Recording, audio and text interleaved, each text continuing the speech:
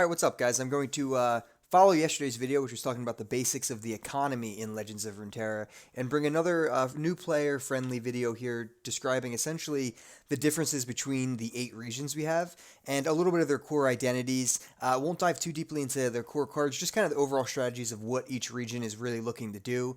And again, trying to compare this for someone who's familiar with card games but is coming into Legends of Runeterra as a relatively new player to the game and is looking at 8 regions, which can definitely be overwhelming. I remember when we were starting Hearthstone way back in the day, it was overwhelming to have 9 different classes, so I would try to focus on 1 or 2. But in Runeterra, you get to deck build with 2 different regions at the same time. So there is a big difference here in this game. So I'm going to try to break down essentially what each region's main goal is, what their function is, and kind of some of their core identities and gameplay mechanics within each of those.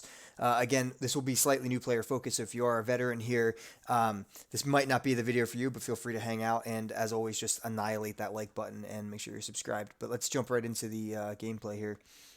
So when Runeterra came out, originally there's only 6 regions. It was Demacia, Freljord, Ionia, Shadow Isles, Piltover and Zaun, and Nexus. Their first additional region that was released was Bilgewater, and then following that, more recently, was Targon. Now, each of these regions gets released, and when these regions were released, they actually get a certain amount of champs equal to the rest of the amount of regions that also had those champs. So Demacia had 4 champs originally. When Bilgewater got released, they actually got released with 5, and Demacia got an additional champion. So now everyone was on the same page.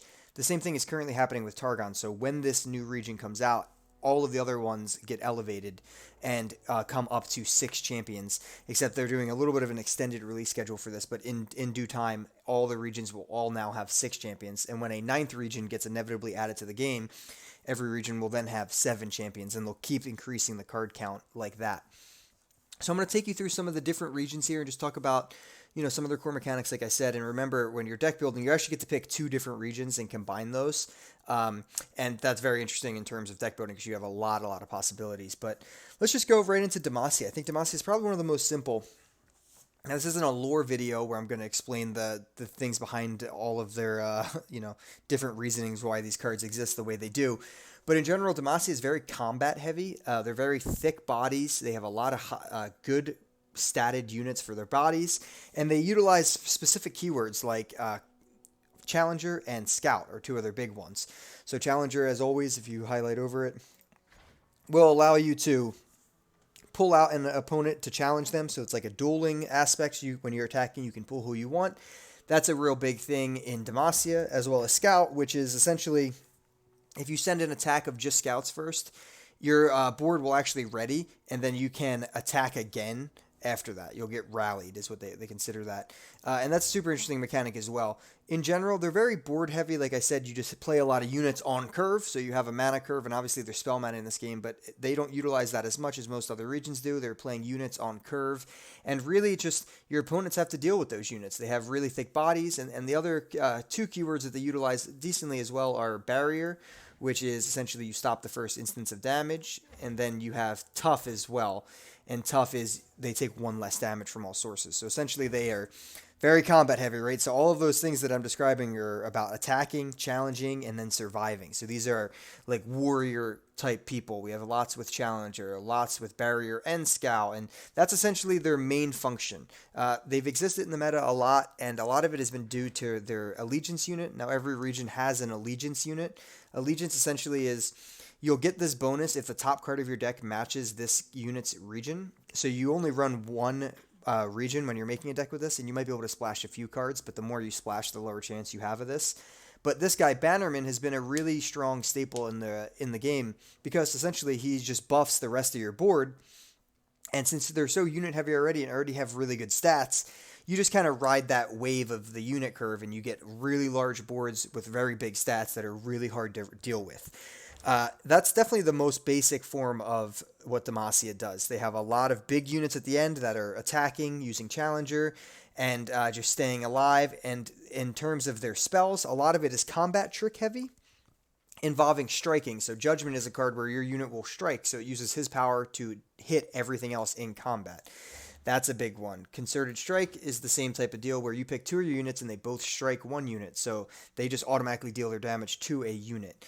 That's again using their combat power. Their other type of battle tricks are giving things barrier and +3 attack. So they have combat tricks like that.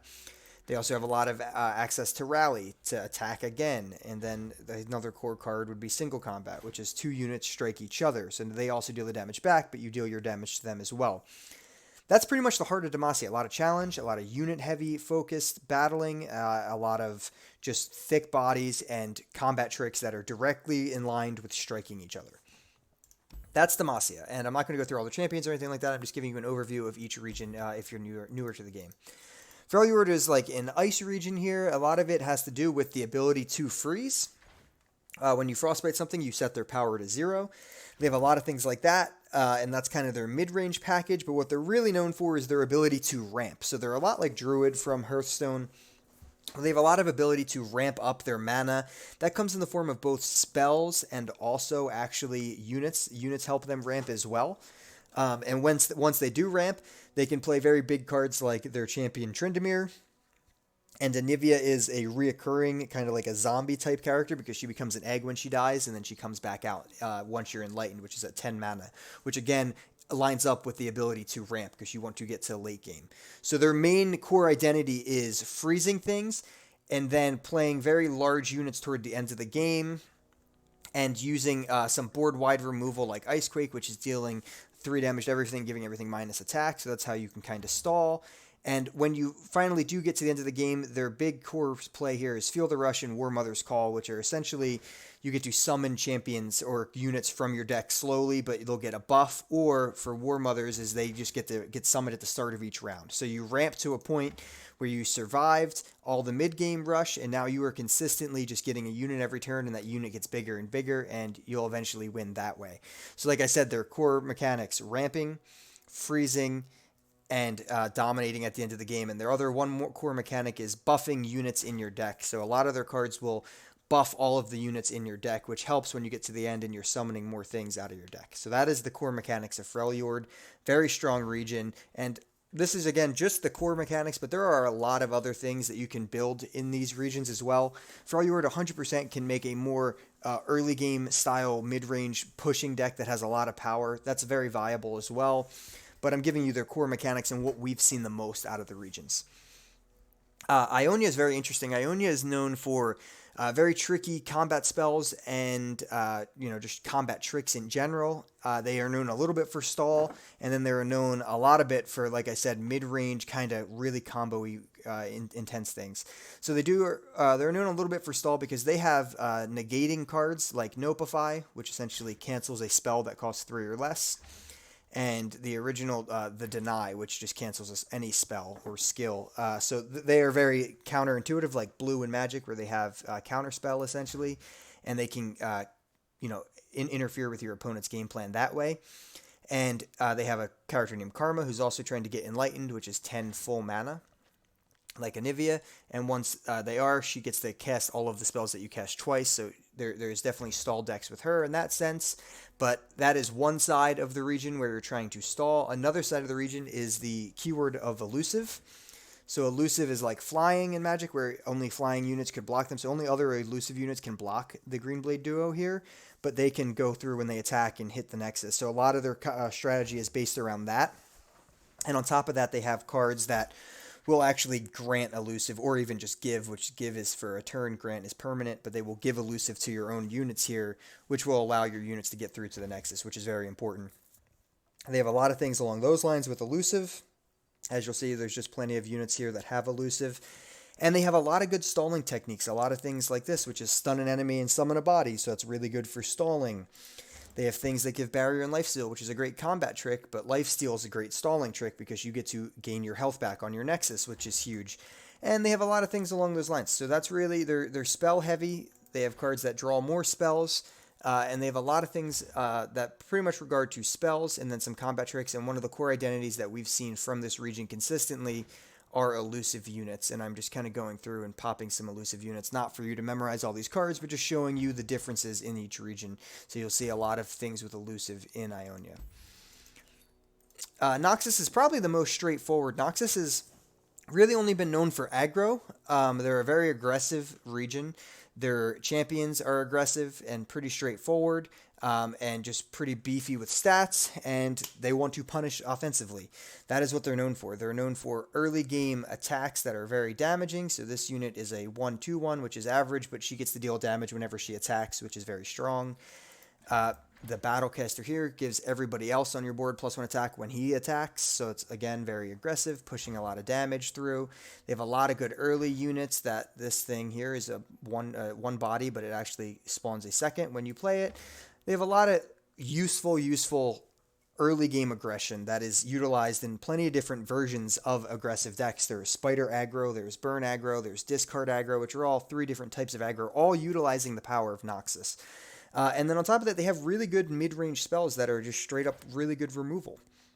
So kill a unit with 3 or less power, really good removal spell. Deal 2 to an enemy and 1 to the Nexus, very solid removal spell. So they have a lot of strong removal as well. One of their main keywords is the keyword Overwhelm, which is also found a lot in Freljord, which I didn't talk about. But here, Overwhelm is essentially any damage that goes past the defender's health will go to the Nexus, so you overwhelm your opponent on offense. And that's another way that they are aggressive and get damage through to the Nexus. Also very powerful cards that are just direct damage from a spell, which is just deal 4 to the enemy Nexus for Decimate. So they have a lot of options for that. And then once you get to the late game, they have a lot of more Overwhelm options. As you can see, all 4 of their highest cost cards here all have Overwhelm. And that's really their key. It's aggression, it's Nexus damage, and it's just burning your opponent down. Very strong region. Piltover and Zaun is a very interesting region. They're kind of like a meme. They have a lot of things with Elusive as well. And they have a lot of damaging spells that either go to the Nexus or to units or a mixture of both. And they're really seen their most play in a few different aspects. Mostly in aggressive decks, trying to burn your opponent down. They're part of the discard aggro package.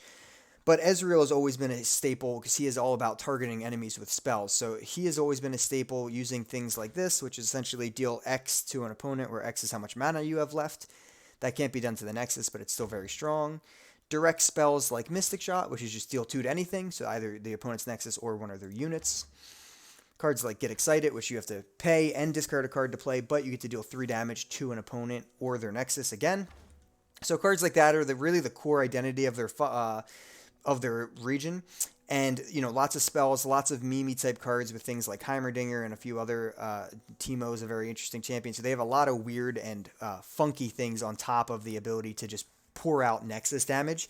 And then when you get to the later games, it even gets a little bit weirder, and they have a lot of interesting cards that are a little bit more RNG favored, but they haven't seen a whole lot of competitive play because the RNG of them is not always super beneficial. So it's very, I'm not underestimating how strong this region actually is, but it's just very specific in what they do that actually they do well to get to a competitive standpoint. The rest of it can kind of be just a little bit too memey. Shadow Isles, in my opinion, is the most versatile region. It's also my favorite region. They have the ability to play aggro extremely well, control extremely well, and even mid-range pretty well as well. You don't see a ton of late-game champions here, but their main keyword is the keyword of Fearsome, which makes your opponent have to have units with 3 or more power to be able to block their units. So they have a lot of ways to lower opponents' power and push damage through that way. That would be an aggressive deck. There's a few different ones that fit that region. And they have a lot of early cards dealing with the word Last Breath, which essentially is Death Rattle from Hearthstone. So when this unit dies, they get to have a secondary effect. In this case, it would be Summon. So they benefit a lot from death. They have a lot of cards that will trigger, like Black Spear will only trigger if you've already had an ally die, but it will then deal 4 damage for 3, which is really good value. They have cards that will purposely kill your units to summon additional units, like the Blighted Caretaker, and a lot more than that. That is kind of how their aggressive package comes together, with early game units that have Fearsome and lots of death effects on that side of things. But when you get past the 3 to 4 range here, and also it is worth noting that their Allegiance unit is also a Fearsome generating unit, so that unit there also adds to the aggression. But when you get to the 5 cost range, you start to see why they can be a really good control region, because they have things like Grasp of the Undying, which is a 5-cost spell that drains 3 from a unit, which is heal. You deal 3 damage, but you also heal your own Nexus. Withering Wail is deal 1 to all enemies, but heal your Nexus for 3. So again, those things are really strong for stabilizing the mid-range, so you can kill some units and also get some healing out. And then when you go bigger, you see cards like this, which is just kill all units. So it's a card that will just completely stall out the game, which is extremely powerful. Then you have Vengeance, which is just kill a unit. So lots of ways to just kill a unit. And then you see some very large units down here that have good ways to finish the game. Really their core mechanic is death and reciprocating that death and gaining benefits from their own units dying. A great example is the Rekindler, who will summon a champion of yours that had already died this game. It summons the strongest champion that's left. So they have really good stall, really good early game, and their mid-range used to be a lot better, but it's still very, very solid. And that's really Shadow Isles. Personally, my favorite because of the versatility. Bilgewater is a very interesting region. They have a lot of combo pieces around Twisted Fate, who's a card who will... he's a card who will really get you to draw a lot of your deck and combo out with a lot of things, but they're really known for... like what Nexus is known for, some direct damage to the Nexus. They have really good ways to get damage through, and they have good benefits from when they get damage through. So they have the keyword Plunder, which is really almost unique to Bilgewater. It's also in Freljord a little bit. But Plunder essentially is a bonus effect if you've already damaged your opponent's Nexus. They have cards that do extra effects after you get damage through. And they have the unique thing where they summon, including their one champion, Gangplank, they summon Powder Kegs, which kegs essentially will increase the damage of your spells or skills. So they have a few different ways to summon kegs, and once you do that, your skills will do more damage and your spells will do more damage. And then they can continuously push the mid-range with lots of solid units and spells that will deal damage across the board. And if you have a keg, this 1 to 3 different things turns into 2 damage to 3 different things, which is really good value. And then once they get through that portion, they have a couple cards in the middle that are very, very interesting and funny, with some crazy RNG effects that are just kind of not the most competitive things, and some elusive units here that haven't been the most competitive but still solid.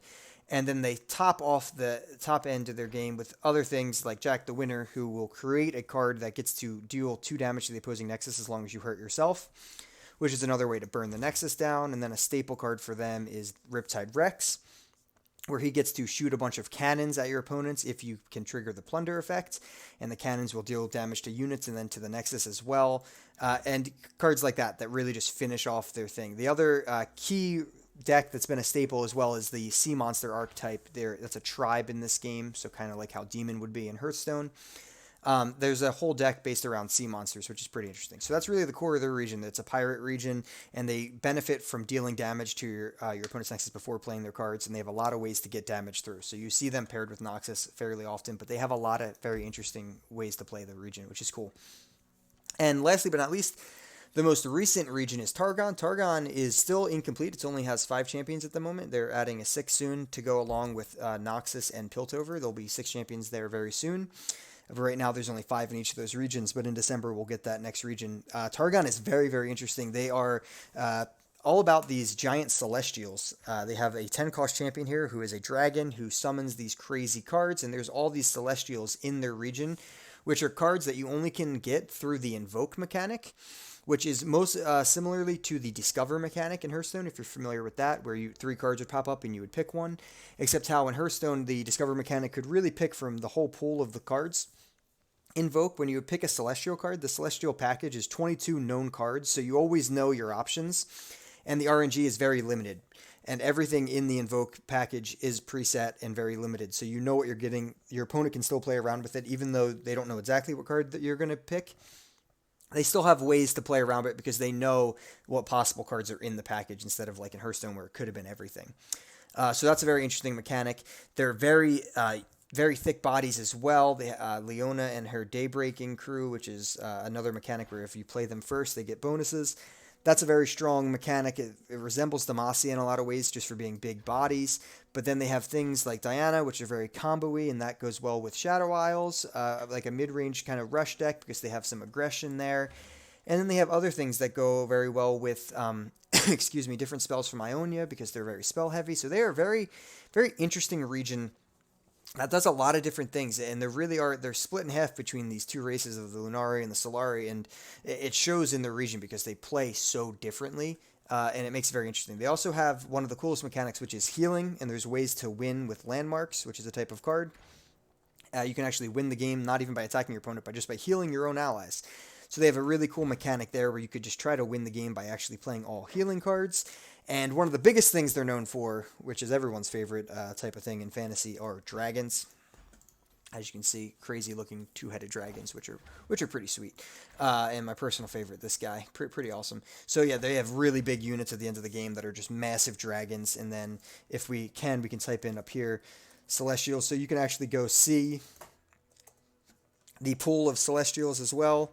And they're very interesting cards on top of that, which are really, really awesome. And you actually, I lied to you at first, though. You do have to come over here and just hit the tab to hit Celestials. That's in the top left here.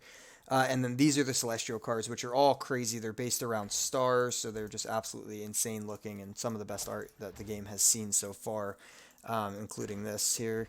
And these units are all just various different units and slow spells that are just really strong for their purpose, but the units that you actually get them with normally are weak, so you kind of play a weaker unit to get the benefit of getting another card in hand that will most likely be a unit or good spell, which is very, very close to what Discover was for Hearthstone. So if you're familiar with that mechanic, you'd be familiar with this. That is all of the regions we have. So all 8 of those regions, I gave you guys just a quick breakdown of each region and what they do. And really, that's Runeterra. So we have a 9th region coming at some point in February or January, most likely early February, and that'll be another region that'll get added, and it'll be 9 regions. Now the combinations of decks increases a lot, because not only does that region offer a deck itself, but it can pair with all 8 of the other regions. So that's 9 different deck pairings that don't even exist right now that are coming to the game. So I'll try to keep this channel focused for a little bit for new players, mostly because we have a lot of new players coming. My last video did very well with the Hearthstone update, and how Hearthstone players are coming over to Runeterra, and the economy of Runeterra is so generous and so nice. I wanted to just explore that and show you guys exactly what you get when you play Runeterra, and a little bit of how to maximize it. But as always, guys, you can keep tuned to our Twitter. We post all our updates there. I'm in Discord. You can come chat with me at any time if you have any questions about the game at all. Willing to talk at any time of the day. And as always, hit that like button. Make sure you subscribe. Leave a comment below. Say hi. And stay tuned for more content. Thanks for watching, guys.